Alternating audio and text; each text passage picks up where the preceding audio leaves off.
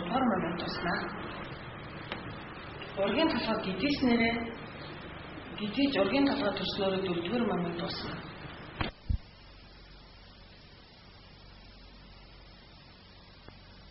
Төрснөөрөө 4-р момент туснаа. Ургийн толгой гадаа мөр дотор иргэдэг. Ургийн толгой гадаа иргэж байгаа мөр дотор иргэж байгаатай шалтгаантай.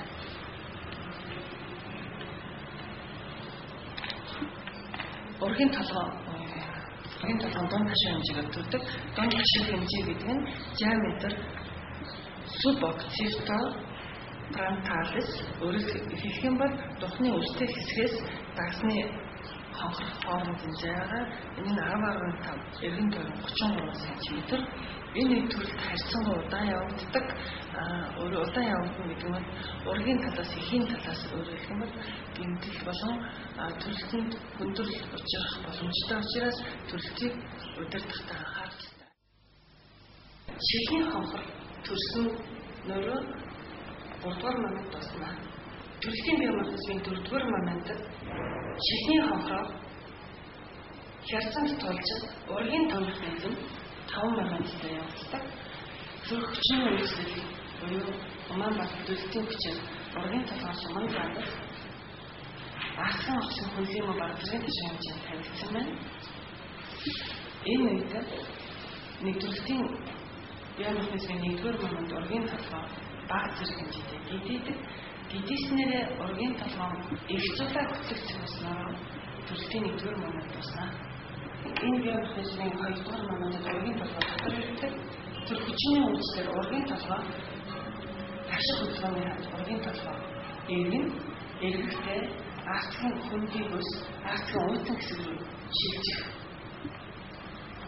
эргэлт хийх бөгөөд арцгийн гарах хэсгийн шулуун хэмжээнд ургийн толгой суман занц тохирсон үед энэ момент тусдаг.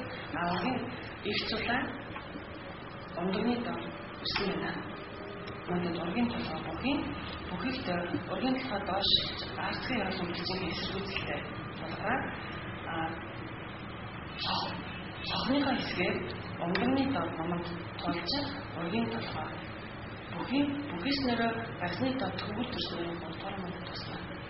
Ийм гэдэгтээ дагсныхаа төвгөрөөр хязгаарт тулж ургийн толгой гидээснээрээ ургийн толгой төрж таснараа ургийн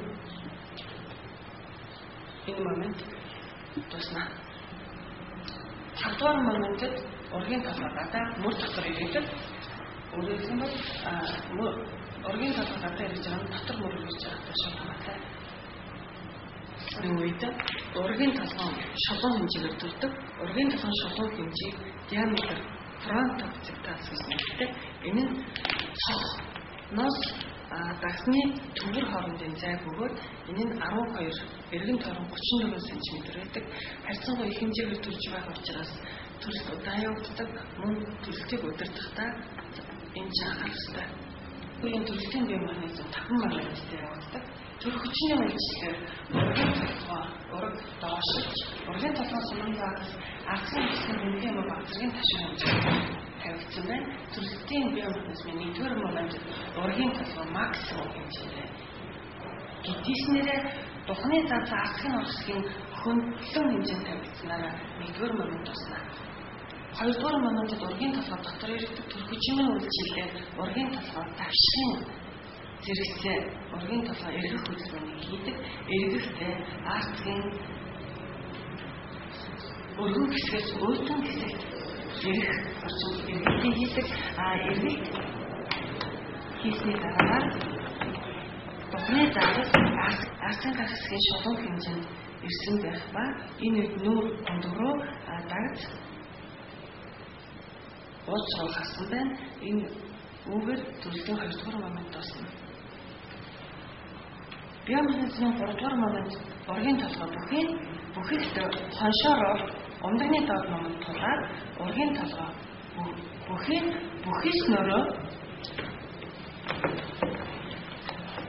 бүхийснөрөө дагсны төвгөр төрснөөрөө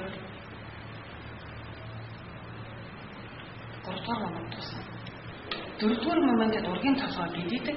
Гидээхдээ дагсны төвгөрөөр хязгаарт тулж ургийн толгой гидийснэрээ ургийн толгой төрн энэ төрснөөрөө 4-р момент тусна төрөлтийн бие махбодын 5-р моментод ургийн толгой гадаа мөр дотор иргэн толгой гадаа эргэж байгаа нь дотор мөр эргэж байгаатай холбоотой байна. Төрөлтийн энэ бие махбодын ургийн толгой их ташиг хэмжээгээр төрдөг.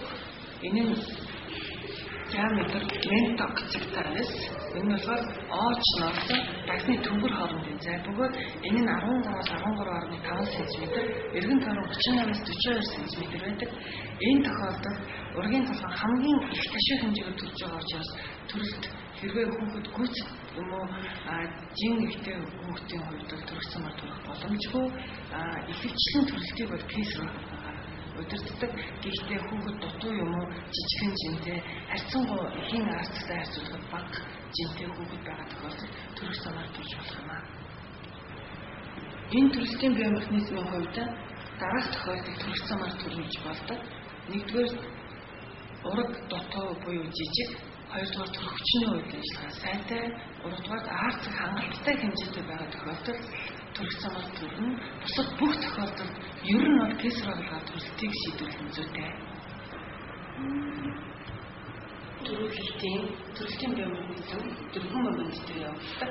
Төрөлтийн бие махбодын 1-р моментод ургийн толгой максимум их хэмжээгээр гидийдэг. Гидийснэрээ нүүрний шугам арцгийн орчсгийн хөндлөн юм уу баг зэргийн ташуух хэмжээнд тавигдан энэ моментийн үр дүнд ооч хөдлөгчийг болсноор 1-р момент тосноо. Тэгэхээр ургийн толгой дотор ирэх төрөхөж энэ үйлчлэр ургийн толгой дооштой арцгийн хөндлөг эргэлтийг хийх ба эргэлтийг хийсний дараагаар ургийн толгой нүүрний шугам арцгийн гарах хэсгийн шулуун хэмжээнд ирэх ба ооч өдөрний дор ирсэн байна.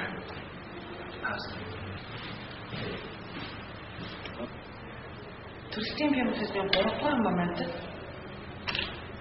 ундагны доод нум хилний доод ясаараа ургийн толгой тулаад ургийн толгой бүхийснөрөө ургийн толгой төрн ургийн толгой төснөрөө 3-р момент туснаа.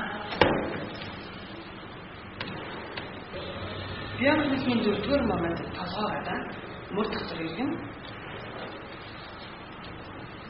төрөлтийн энэ бие механизмын үед анхаарах нэг зүйл бол ургийн янзыг оочоор тодорхойлдог. Өөрөөр хэлбэл ургийн ооч өндөр рүү харсан байх юм бол урд талын янз гэсэн.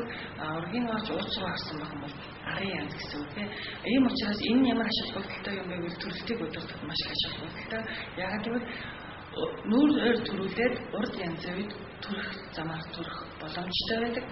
Арын янзын үед төрөх замаар ерөөсөө төрөх боломжгүй. Ийм учраас арын янзтай нүүр төрөлтийн тохиолдолд кейсэр хийх ёстой. Ер нь практикт энэ тохиолдолд кейсэр хийх нь олонтаа тохиолддог. Төрөлтийн бие махбодын ургийн толгой босоо хэмжээгээр төрдөг. Босоо хэмжээ диаметр verticalis өөрөөр хэлэх юм бол диаметр sublingua brachiomaticus гэж нэрлэдэг. Энэ нь 9.5 эргэн тойрон 32 см байдаг.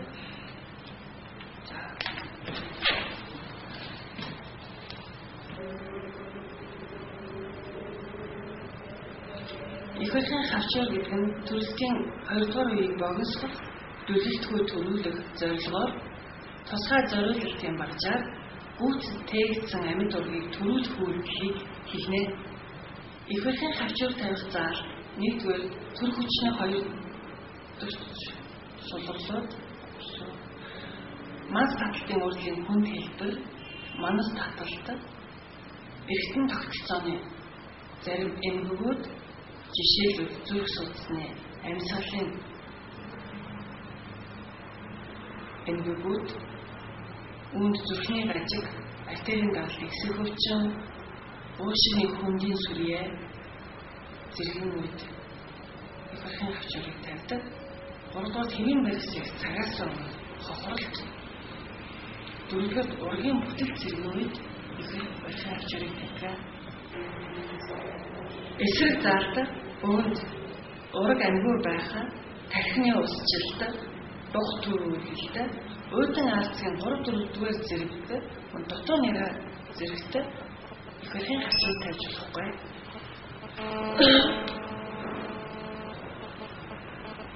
Хавчрыг тавих нөхцөл үүнд ураг амьд умаа хүзүү бүрнээсэн ургийн усны их хэрхэн болон сонгож авах ёстой. Үүнийг сонгохын тулд дээш нь харуулж угсарч тавьсан ширцгийг салгахад баруун гарт баригдаж байгаа баруун талын салаа, зүүн гарт баригдаж байгаа зүүн талын салаа гэж үзнэ. Их хэрхэн хавчур тавих үйлдлийн 5 моменттэй. 1-р момент хавчурыг оруулах момент.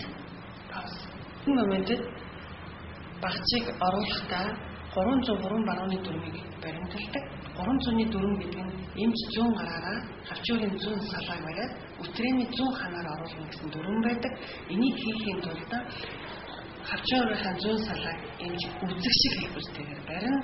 Мөн тавих гэж байгаагийн эсрэг талын цавны нуглаатаа параллел чиглэлтэйгээр бариад баруун гарын хамгаалтын 4 хурууны тусламжтайгаар өтрээ рүү оруулахдаа хавчурын аалцгийн махир дээр эрхэн хуруу тарах бөгөөд энэ үйлдэл нь зөвхөн эрхэн хурууны тусламжтайгаар явагдаж хавчур орсон байна. Тавигдсан хавчурыг туслагчид барилна. Баруун талын хавчурыг тавихдаа барууны дүрмийг барих нь эмч баруун гараараа хавчурын баруун талын салааг бариад өтрээний баруун ханаар оруулахдаа зүүн гарын хуруунуудыг хамгаалтын тусламжтайгаар мөн эрхэн хурууны хүчээр өтрээний баруун ханаар оруулна. Пауз оруулна гэж хэлжээ. 2-р моментэд оруулсан халдварыг төвжин нэлийн дүрм бэлэгдсэн байх ёстой. Энэ нь 1-р хавчурын дагуу танхилаг, ургийн дагуу танхилаг, умаан дагуу танхилаг буруу давсан байх ёстой. Энэ хавчурыг тавихад 2 талын шанаагаар өөрөөр хэлбэл дагцнаас чихийг дайруулж эрүүрүүлж ирсэн байдлаар тавьсан байх ёстой. Хавчурыг чойжсны дараа сорих таталт хийхийн тулд баруун гарын долоовор ба ядам хуруу хавчурын бариулын буушийн дэгэнд байхаар барина. Баруун гарын дээрээс зүүн гараа долоовор хуруугаар ихц гоцоолгон барина. Зүүн гарын долоовор хурууны үзүүр ургийн толгойд тулсан байна. Энэ үед баруун гараа хүчлэхгүйгээр сорих таталт хийнэ. Хэрэв хавчурын хамт толгой доош дун зүүн гарын долоовор хурууны үзүүр ургийн толгой хоорондын зай засвар гарахгүй байвал хавчур зөв тавигдсан гэж үзнэ. Сорих таталтын дараа толгой гаргах жинхэнэ таталтыг хийн. Үүний тулд баруун гарын ядам долоовор хурууг буушийн дэгэнд эрхий чигчийн хуруугаар бариулын 2 талаас байрч зүүн гарын бариулын захаас байрч таталтыг ургийн толгой төрөх замын дагуу хөдөлгөөнд орох механизмтай уялдуулан умаан батлалтын үед таталтын хүчийг аажмаар нэмэгдүүлж улмаар 1-2 хорон таталтын хүчийг сулруулах замаар таталтын татах чиглэл нь